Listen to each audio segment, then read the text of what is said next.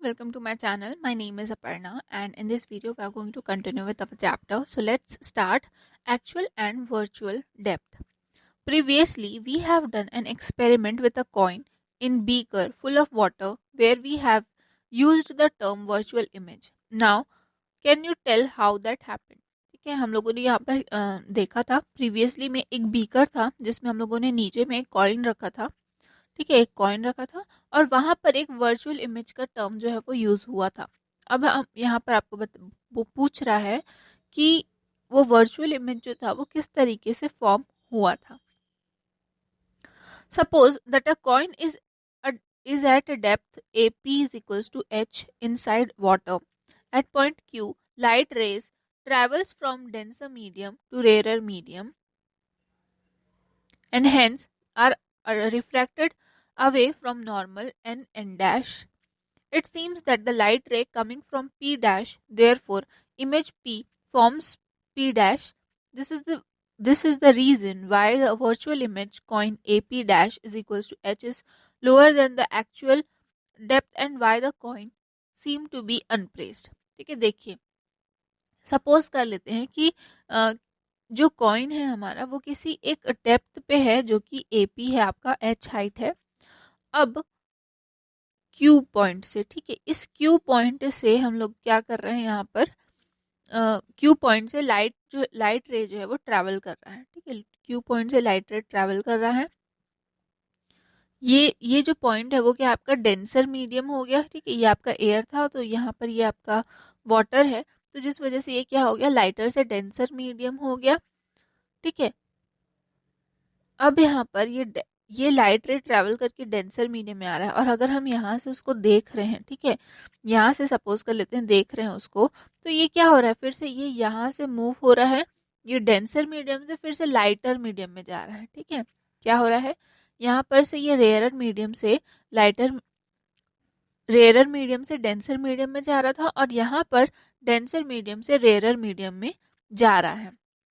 इसी वजह से जो नॉर्मल है हमको जो दिखाई दे रहा है, जो नॉर्मल एन मतलब जो यहाँ पर जो हम लोग का जो नॉर्मल था वो क्या हो गया, थोड़ा सा आगे जाकर यहाँ पर एन डैश से क्या हो रहा है, रिफ्रैक्ट हो जा रहा है और वो मतलब ये इससे क्या हो जा रहा है, रिफ्रैक्ट होके वो यहाँ पर हमको मतलब हम क्योंकि हम यहाँ से देख रहे हैं आपका, ठीक है, तो ये रिफ्रैक्ट होके यहाँ पर जो नॉर्मल बना रहा है वो आपका एम डैश बना रहा है, जिस वजह से हमारा जो कॉइन है वो हमको क्या है, थोड़ा सा ऊपर दिखाई दे रहा है, एक्चुअल इमेज से थोड़ा ऊपर दिखाई दे रहा है और इसलिए वो वर्चुअल इमेज यहाँ पर कहला रहा है। ठीक है, ऐसा लगता है कि पी ऐसा लग रहा है यहाँ पर कि जब हम वहां से देख रहे हैं तो ऐसा लग रहा है कि जो कॉइन है वो क्या है, थोड़ा ऊपर है, पी डैश में है, जिसकी वजह से जो इमेज है, जो पी की जो इमेज है वो यहाँ पर क्या हो रही है, पी डैश पर फॉर्म हो रही है और यहाँ पर वर्चुअल इमेज का जो मतलब जो डेप्थ जो हमको दिखाई दे रहा है वो ए पी डैश है, जो कि एक्चुअल इमेज से क्या है, छोटे हाइट पर है, लोअर पे है। ठीक है, refractive index is equals to actual depth upon virtual depth. ठीक है, रिफ्रैक्टिव इंडेक्स क्या होता है, एक्चुअल डेप्थ जितना है upon virtual depth. Principle of reversibility of path of light. So far, with the help of several activities, we have seen that when light travels from one medium to another, it gets refracted in a certain path. Have you ever thought that have you ever thought what would be its direction if the direction of rays is changed? To understand the principle of reversibility of light, let us consider a compound plate having water as media and rectangular glass slab with one facing coinciding, let it be held in air medium. ठीक है, देखिए यहाँ पर आपको हम लोगों ने देखा बहुत सारी एक्टिविटीज देखी यहाँ पर, जिसमें हम लोगों ने देखा कि लाइट जो है वो ट्रैवल करता है आपका एक मीडियम से दूसरे मीडियम में और फिर वहां से रिफ्रैक्ट हो जाता है कुछ सर्टन पाथ में। अब हम देखेंगे कि क्या होगा अगर जो डायरेक्शन है, ठीक है, अगर जो डायरेक्शन है वो रे का डायरेक्शन जो है वो चेंज हो जाएगा। इस प्रिंसिपल को समझने के लिए हमको क्या समझना पड़ेगा, रिवर्सिबिलिटी ऑफ लाइट के बारे में समझना पड़ेगा। तो इसको समझने के लिए हम लोग यहाँ पर यहाँ पर आपका एक कंपाउंड प्लेट लेंगे जिसमें हम वाटर फिल कर देंगे, और उसके बाद में एक ग्लास स्लैब लेंगे जिसका फेस जो है, ठीक है, जो कि दोनों एक दूसरे से क्या है आपका कंबाइंड रहेगा, कंसाइड करते रहेगा, और जो मीडियम रहेगा वो यहाँ पर एयर रहेगा, ठीक है। When light ray AB moves from air to water, rarer to denser at point B, refraction occurs. Ray AB bend towards the normal MN and follows path BC. At point C, when light ray BC enters glass medium from liquid medium, again refraction occurs and light ray bends towards the normal PQ. At point D, when ray comes out from glass medium, again refraction takes place and light ray bends away from the normal RS. In this way, when light travels from air, liquid, glass, air, A, B, C, D, E will be the path of light ray. Similarly, if we move from air, glass, liquid, air, according to the law of refraction, EDCBA will be the path along with the light ray will travel.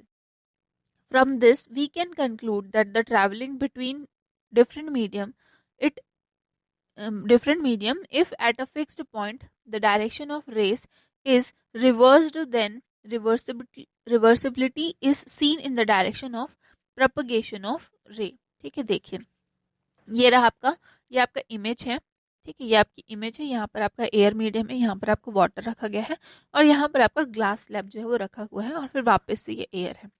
तो अगर हम suppose कर लेते हैं कि A B, यहाँ से एक लाइट रे जो है वो ट्रैवल कर रही है, ये लाइट रे ट्रैवल की एयर मीडियम में, फिर ये वाटर मीडियम में आई, थोड़ी सी बेंड हो गई, और बी से सी यहाँ पर इसका रे हो गया।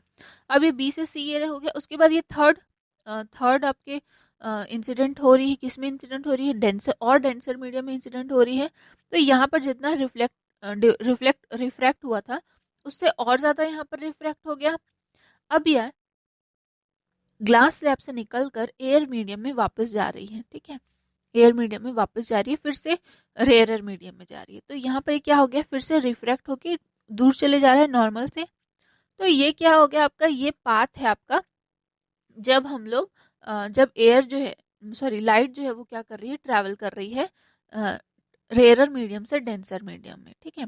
अगर अगर हम इसको यहाँ से, ठीक है, सेम चीज को हम यहाँ से मतलब ईडी से करेंगे, ठीक है, ईडी हमारा क्या हो जाएगा, इंसिडेंट रे हो जाएगा, और ईडी से फिर अगर हम ग्लास स्लैब में ले जाएंगे, और फिर ग्लास स्लैब से वाटर में, और वाटर से अगर एयर में भी लेके जाते हैं, तो जो डायरेक्शन होगा लाइट रे का वो सेम होगा।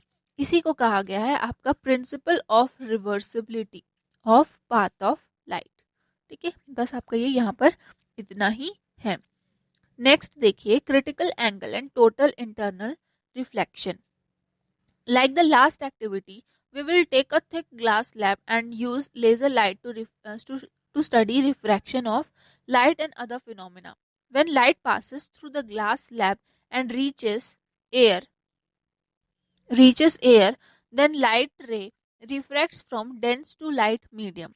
We will first incident the light at an angle of 0 degree from the normal in the glass slab. Now, let's think about the following points. Can you see the refracted ray? Is there any deviation in the path of light while it passes from glass to air? ठीक है, हम लोगों ने last activity जो है वो एक thick glass slab में ली थी। यहाँ पर हम लोग क्या करेंगे, एक थिक ग्लास स्लैब लेंगे और एक लेजर लाइट का यूज कर रिफ्रैक्शन की स्टडी करेंगे, ठीक है, रिफ्रैक्शन ऑफ लाइट और उसके अदर फिनोमेना के बारे में हम यहाँ पर पढ़ेंगे। जब लाइट जो है वो ग्लास स्लैब से पास होती है और एक एयर में रीच करती है, तो जो लाइट रे है वो क्या हो रहा है, डेंस मीडियम से लाइट मीडियम में जा रहा है, ठीक है, एक ग्लास स्लैब में है, ठीक है। ये सपोज कर लीजिए ये आपका क्या है, ये आपका ग्लास स्लैब है, ये जो दिख रहा है लाइन जो है वो ग्लास स्लैब है। तो ये डेंसर मीडियम से क्या हो रही है, रेयर मीडियम में जा रही है, ठीक है। क्या हो रहा है, ग्लास स्लैब आपका क्या है, डेंसर मीडियम है, और वो डेंसर मीडियम से एयर पे जा रही है, मतलब कि लाइट मीडियम में जा रही है। तो यहाँ पर क्या होगा, ये जो एंगल है, जो इंसिडेंट एंगल जो है वो सबसे पहले तो क्या होगा आपका यहाँ पर 0 डिग्री होगा, क्योंकि वो नॉर्मल जो ग्लास स्लैब है वो वहाँ पर से मतलब नॉर्मल ग्लास स्लैब से जा रही है। अब यहाँ पर देखिए नॉर्मल से जा रही है तो यहाँ पर आपका 0 डिग्री, ये जो नॉर्मल जो है वो क्या है आपका 0 डिग्री यहाँ पर लिया गया है, ठीक है। अब ये डेंसर मीडियम से क्या जा रही है, रेयरर मीडियम में जा रही है। अब यहाँ पर आपको सबसे पहले पूछा है कि आप ये इन दोनों पॉइंट्स के बारे में सोचिए। सबसे पहला पॉइंट है कि क्या आप रिफ्रैक्टेड रे देख सकते हैं, और दूसरा है कि क्या आपने कोई डेविएशन देखा पाथ में, लाइट के पाथ में कोई डेविएशन आपने देखा क्या, जब वो ग्लास से एयर पे जा रही है, ठीक है। यहाँ पर ये वाला देखिए, ये दोनों क्वेश्चंस आपके पूछे गए हैं, ठीक है। सबसे पहले देखिए, do the above activity for the incident ray 5 degree 10 degree 15 degree etcetera, observe the angle of refraction for a particular value of incident angle, emergent refracted ray will graze through the surface separating both mediums. This angle is known as critical angle of that material, ठीक है। देखिए क्या हो रहा है, क्योंकि जब ये 0 डिग्री से पास हो रही है, ठीक है, एक आपको एक एग्जांपल दिया है कि जब ये 0 डिग्री से पास हो रही है, इस तरीके से मतलब ये इस तरीके से ये एंगल बना रहा है कि वो नॉर्मल के साथ में जो इंसिडेंट रे है, जो इंसिडेंट लाइट है, वो नॉर्मल के साथ में 0 डिग्री का एंगल बना रही है, ठीक है। तो अब जब ये 0 डिग्री का एंगल बना रही है तो उस वक्त पे क्या हो रहा है, यहाँ पर आपको ये पूछ रहा है, और आपको ये बोल रहा है कि आपको इसी सेम जो आपका एक्टिविटी है उसको 5 डिग्री में, 10 डिग्री में और 15 डिग्री में करना है, और ऑब्जर्व करना है कि रिफ्रैक्शन एंगल में क्या होता है। अगर हम इसकी बात करेंगे तो अगर जो एक पार्टिकुलर वैल्यू, जो इंसिडेंट रे की एक पार्टिकुलर वैल्यू अगर होती है, तो जो एमर्जेंट रे होता है, एमर्जेंट रिफ्रैक्टेड रे होता है, वो दोनों सरफेस को क्या कर देता है, सेपरेट करता है, बोथ अलग, दोनों ही मीडियम से सेपरेट करने का काम करता है। ऐसे एंगल को कहा जाता है critical angle of the material, ठीक है। क्या हो रहा है, किसी एक पार्टिकुलर एंगल में जो एमर्जेंट रे है वो क्या कर रही है, सरफेस को सेपरेट कर रही है, दोनों दोनों ही मीडियम से सरफेस को सेपरेट करने का काम कर रही है। ऐसे एंगल को कहा जाता है critical angle of the material, ठीक है। When total when light passes from dense medium like glass to rarer medium like air, it moves away from the normal. In this situation, angle of refraction R is more than the angle of incident. देखिए जब कोई light pass होती है, ठीक है, जब कोई light आपका यहाँ पर पास होती है और वो डेंसर मीडियम से रेयर मीडियम में जाती है, तो जो रे रहती है, ठीक है, वो नॉर्मल से क्या होती है, जैसे डेंसर मीडियम में तो क्या रहेगी आपका नॉर्मल के पास रहेगी, लेकिन जैसे ही वो रेयर मीडियम में जाएगी तो नॉर्मल के क्या हो जाती है, दूर हो जाती है, ठीक है। As the angle of incidence is increased, the value of angle of refraction is R is also increases.